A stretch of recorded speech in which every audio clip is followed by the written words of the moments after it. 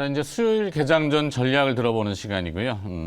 김영민 매니저 오늘 나오셨고, 그다음에 하이투자증권 투자솔루션 이동구 팀장 자리했습니다. 어서 들어오십시오. 반갑습니다. 김영민 매니저는 어제 자리를 하루 비우셨는데 전남 고흥에서 닮은 사람을 목격했다는 사람 제보가.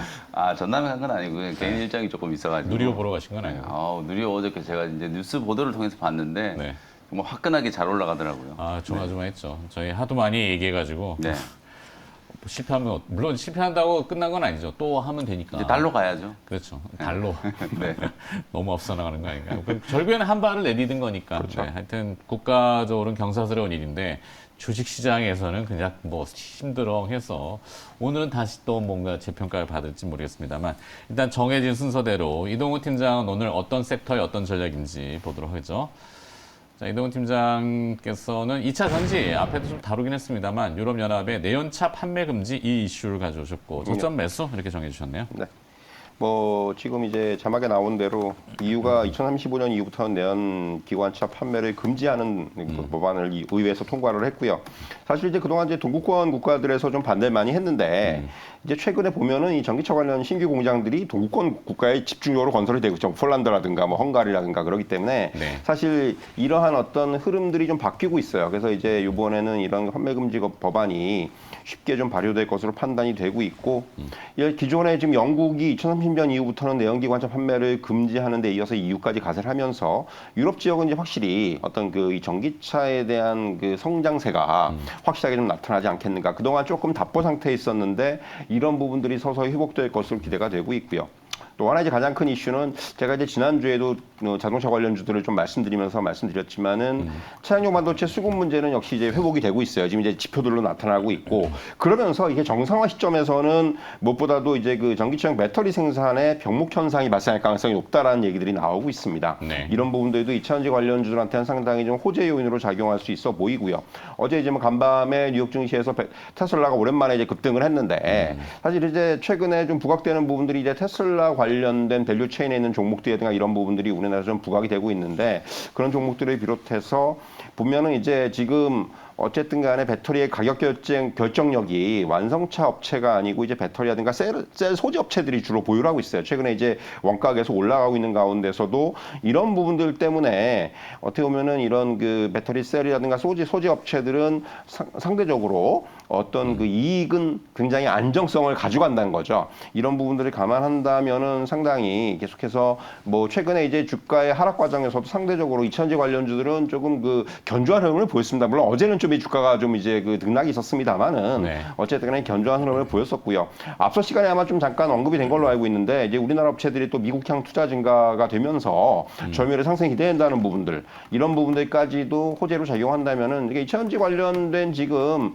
산업 전반에는 어떻게 보면은 전반적으로 좀 이제 긍정적인 요인들이 많다 이렇게 네. 말씀드릴 수가 있겠고요. 결국 저는 어제 같이 좀 이제 종목별로 좀 하락을 하는 과정에서 오히려 조금 다시 한번 저점 매수의 기회를 노려보는 것도 괜찮고 또 앞서 말씀드렸다시피 이제 그 뭐 테슬라와 관련돼 있는 밸류체인에 있는 종목들 뭐 예를 들면 LNF라든가 뭐 LG화학이라든가 뭐 나노신소재, 뭐 SKC, 솔루스 첨단 소재 같은 종목들 이런 종목들이 비롯해서 우리가 이제 대장주라고 항상 꼽는 에코프로 BM이라든가 뭐 신흥 SEC라든가 첨보라든가 일진 머티리얼즈까지 이런 종목들은 충분히 지금 우리가 이제 좀 조정이 나오거나 시장이 좀 불안할 때 오히려 이런 종목들 중심으로 저점 매수를 노려보는 전략은 충분히 가능하다 이런 관점에서 좀 말씀드리도록 하겠습니다. 네.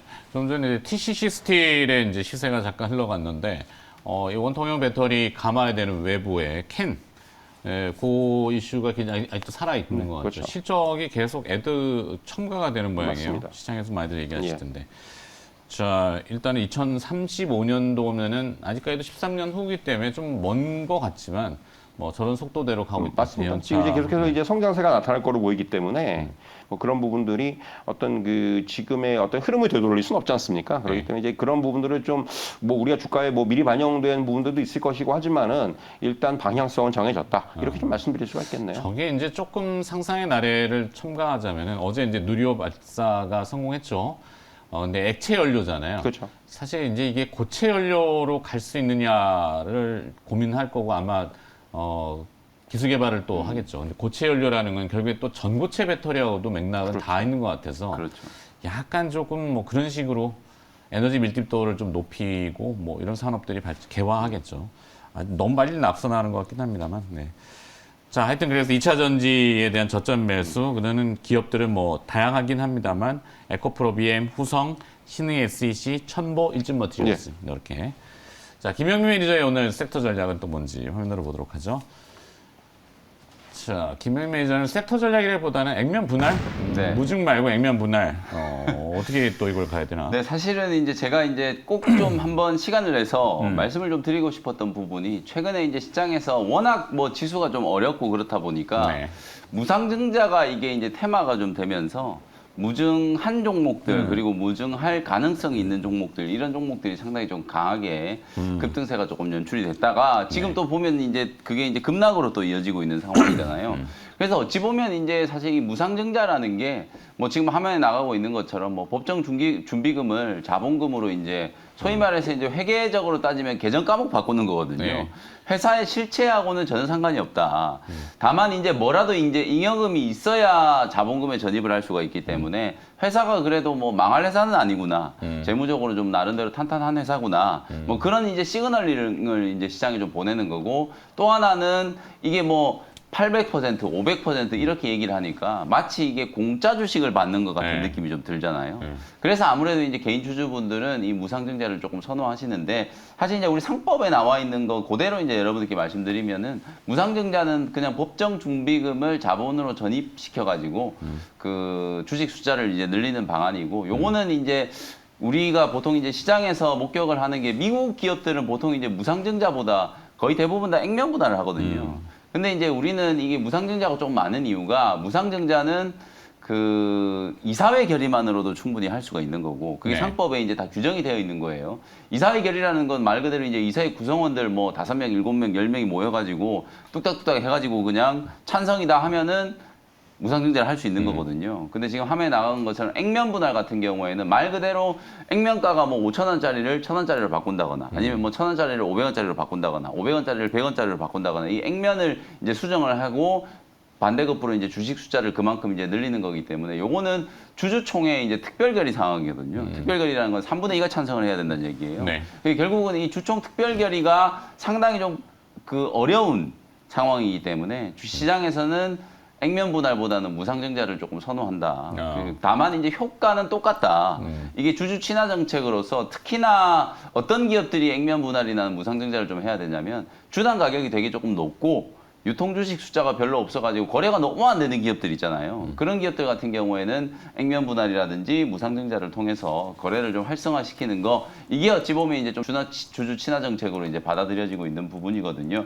최근에 이제 테슬라도 또 다시 한 번 더 액면 분할한다는 얘기가 나왔고, 뭐 구글 알파벳이라든지 아마존 같은 이런 기업들이 주당 가격이 막 뭐 몇백 달러, 몇천 달러 이러는 이제 기업들 같은 경우에는 사실 개인 투자자들이 접근을 하기가 워낙 좀 어렵다 보니까 네. 액면 분할을 통해서 접근성도 조금 높이고 유통 주식수도 조금 활발하게 좀 늘릴 수 있는 그런 이제 방안을 강구하는 거다라고 생각을 하시면 될 것 같고 다시 한번 제가 말씀드리지만 이게 기업 가치하고는 전혀 무관한 이슈이기 때문에 이걸 가지고 여러분들이 투자를 할 때 물론 이제 이렇게 시장이 이제 강하게 테마가 형성될 때는 그런 테마에 따라서 이제 단기적인 트레이딩을 할 수도 있겠지만 그렇게 이제 테마로 급등을 했던 종목들은 꼭 결국은 빠질 때도 상당히 좀 강하게 하락이 좀 나오는 경우들이 좀 많기 때문에 주의를 좀 하실 필요가 있다라는 말씀을 좀 드리고요.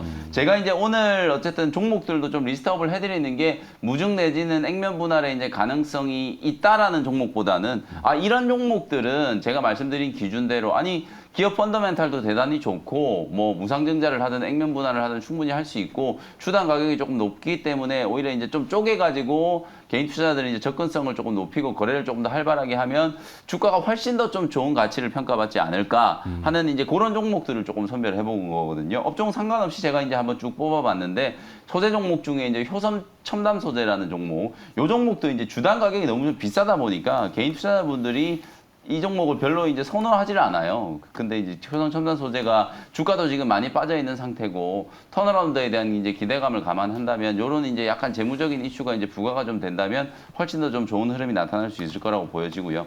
그다음에 이제 유니드 같은 종목들 그리고 이제 역시 동박 2차전지 소재 쪽이죠. SKC, 그다음에 한솔케미칼 이런 종목들 좀 보시면 좋을 것 같고 요즘에 이제 반도체 소재랑 2차전지 소재 또 같이 이제 좀 좋아지고 있다는 얘기 많이 나오는 게 이제 솔브레인 같은 기업들 네. 이런 기업들 좀 보시면 될 것 같고 서울가스 요거는 최근에 이제 에너지 가격과 관련된 이슈 때문에 주가가 워낙 많이 조금 솟구치긴 했는데 이 종목도 거래가 너무 안 되는 종목이거든요. 그래서 사실 이런 종목들도 액면 분할을 조금 해가지고 액면 분할이든 뭐 무정이든 조금 해가지고 개인 투자자분들이 조금 접근할 수 있게 만들어주면 좋지 않을까 뭐 그런 생각에서 관련된 종목들 리스트업을 조금 해드리고요. 네. 탑픽 종목은 솔브레인하고 유니드 이렇게 두 종목을 한번 선정을 해드려보도록 하겠습니다. 네. 하여튼 그 주가를 보실 때 이 액면가라는 부분도 한번 잘 이렇게 같이 보시는 게 좋을 것 같죠. 지금 유니드도 액면가는 5,000원. 앞서 이제 원주는 액면가가 100원. 네. 지금 뭐 삼성전자도 액면가 100원 이렇게 돼 있죠. 액면가 200원을 100원으로 쪼개는 경우도 왕왕 있습니다. 뭐 2분의 1로 쪼개는 경우. 근데 이 100원 밑으로는 상법이 쪼개지 네, 안 못하게 돼 됩니다. 있나? 네, 우리나라는 아직까지 안 돼요. 아직은 네. 안타깝네. 네. 일단 뭐 10원으로 쪼개기는 좀 애매할 거예요. 네. 자, 하여튼 그래서 액면 분할 이슈가 될 수 있는 기업들 몇 네. 가지 쭉 화면으로 좀 보여주셨죠. 네. 자, 두 분의 전략은 이제 화면으로 다시 정리해서 보도록 하겠습니다. 이동호 팀장은 2차 전지 쪽 때 저점 매수, LNF, LG화학 같은 기업들, 그리고 또 김영민 매니저는 무증 말고 액면 분할이라는 이슈로 솔브레인과 유니드, 솔브레인은 앞선 코너에서도 한번 한 것 같아요. 네, 그리고 유니드도 그렇고. 자, 이렇게 정리하고 일발장전 넘어가겠습니다.